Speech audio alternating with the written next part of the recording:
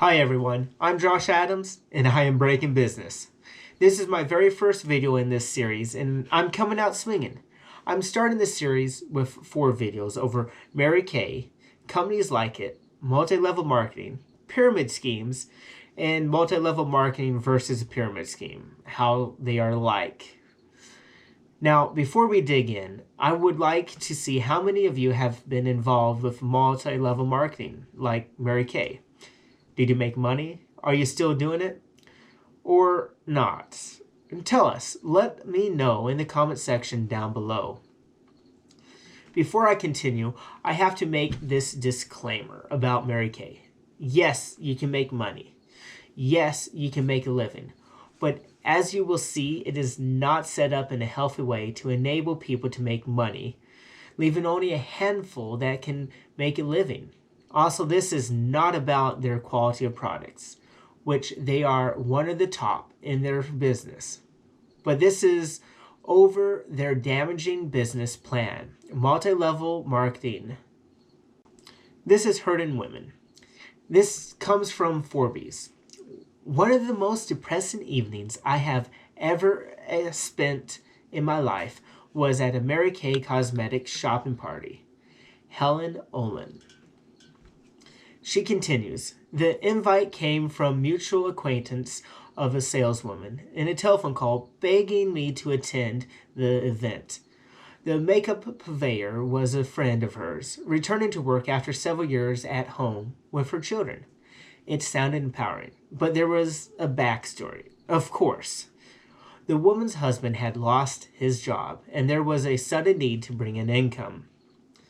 If you want to read more, I have put a link in the description. She goes on and explains a lot more about her experience. And of course, not every salesperson is like that or party, but a little search, you will find a recurring negative theme.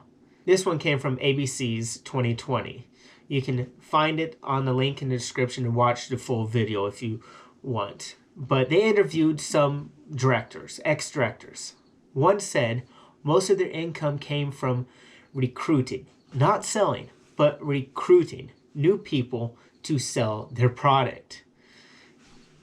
One went on and said they felt ashamed. They encouraged people to place orders to just make numbers. She continued to say, for the most part, I was earning money on the backs of women. Maybe Mary Kay can restructure to ensure better success for their selling force. But probably not, because it works for the company. Why would they change what makes them billions? Unless the sales force stands up. But it's easy to get rid of someone in a multi-level marketing and some new eager person to step up and repeat. I remind you, most Mary Kay consultants don't make it more than a year.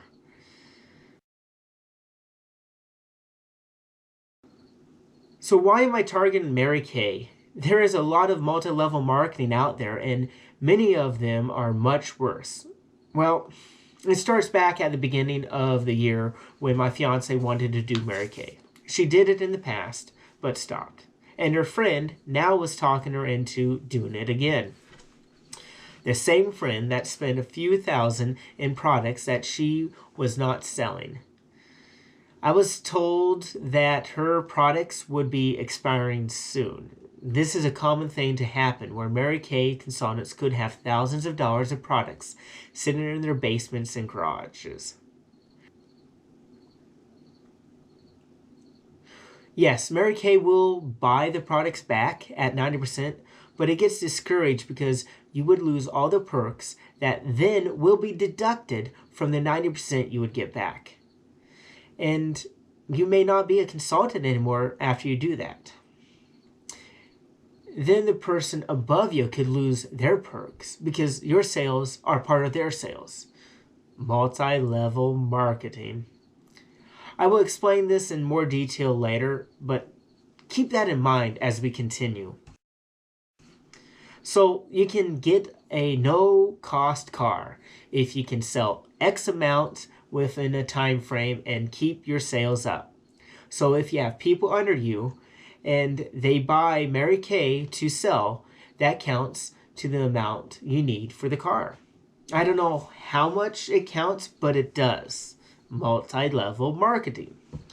Why is this a bad? I mean, I wish my company I work for does this. So why is it bad? Well, to make the sales, you have to sell, and they have strict rules on how you can sell, which is mostly peer-to-peer, which means friends of friends.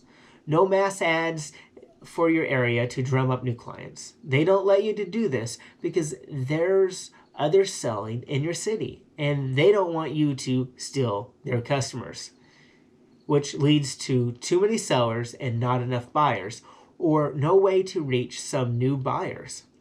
This adds difficulty. So you get people to sell under you, and part of their sales become part of yours. Multi-level marketing.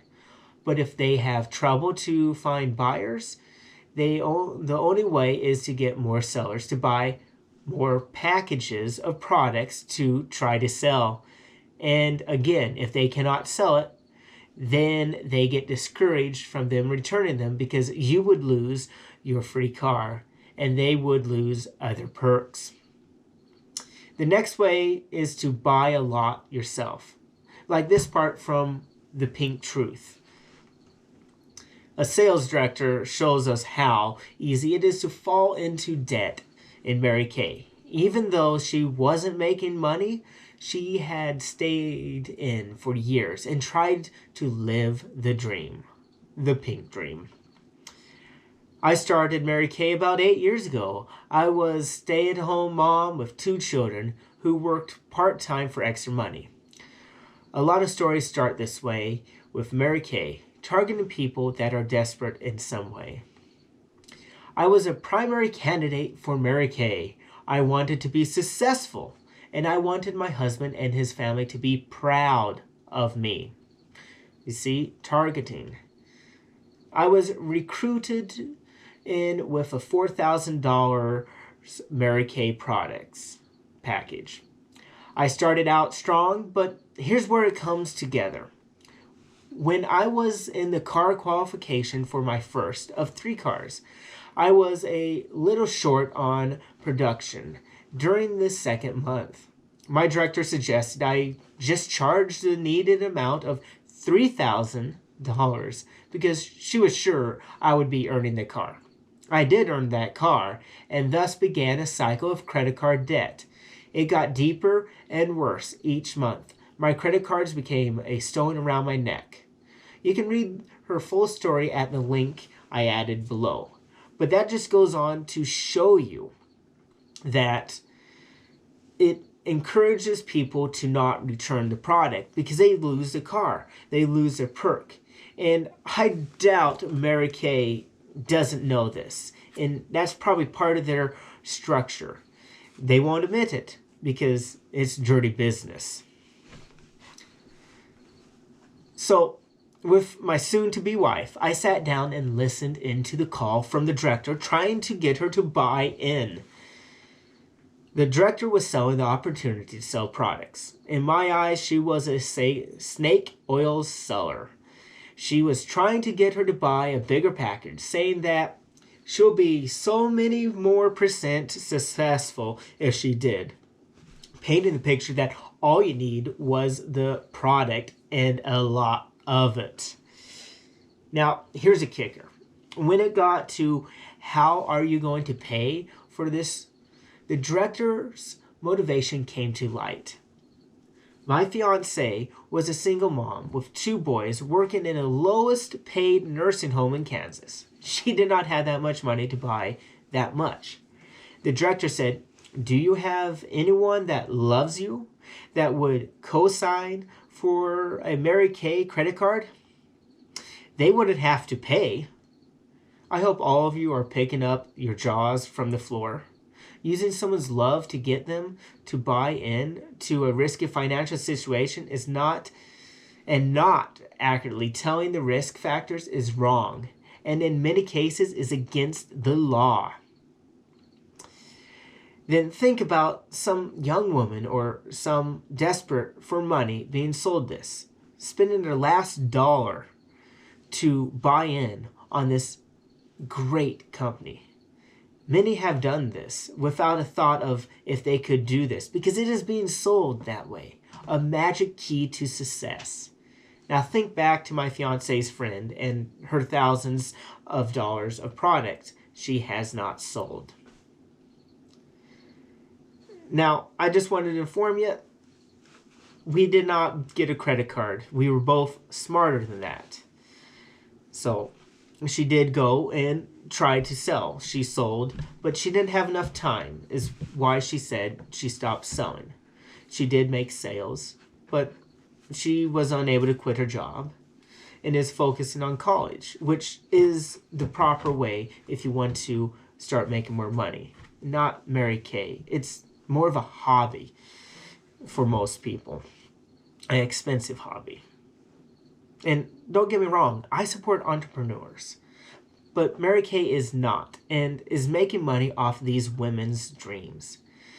They are also selling the idea that this is your own business and gives you titles that do not accurately explain what it is you're doing. In my thoughts, I would title it a self-contracted saleswoman that bought someone else's product that has purchased the opportunity to sell someone else's product. They call it a beauty consultant. But are you selling makeovers or products?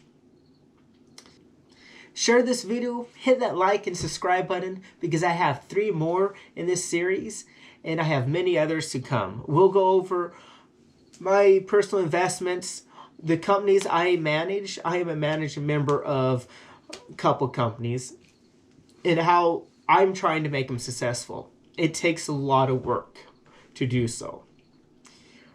So hopefully you enjoyed this. Don't forget to comment, like, subscribe, and hit that bell icon for part 2.